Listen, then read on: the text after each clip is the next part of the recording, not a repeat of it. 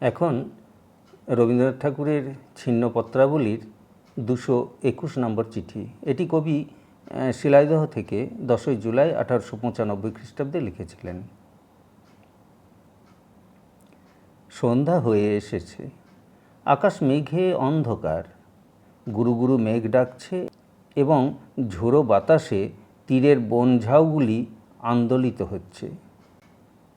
বনের মধ্যে শেয়াল ডাকছে, নদীতে নৌকো নেই, মেয়েরা ঘাট পরিত্যাগ করেছে। ডাঙায় জনমানব নেই, গুটি 2-3 গরু বাবলা বনের ভিতর দিয়ে গৃহমুখে চলেছে।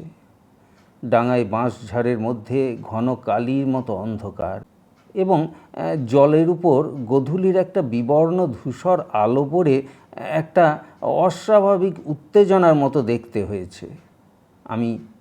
আমি সেই ক্ষীণ আলোকে কাগজের উপর ঝুঁকে পড়ে চিঠি লিখছি।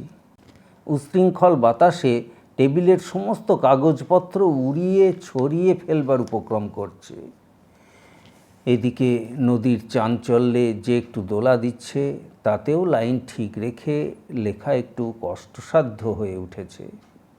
কিন্তু এই ছোট নদীর উপরে ঘন বর্ষার সমারোহ বড় ভালো লাগছে। এই সময়ে বসে বসে চিঠি লিখতে ইচ্ছা করছে।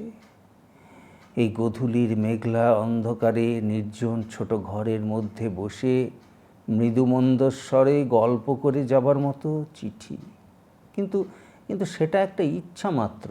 কি করলে সেই ইচ্ছাকে কার্যে পরিণত করা যায় তা ঠিক জানি নে।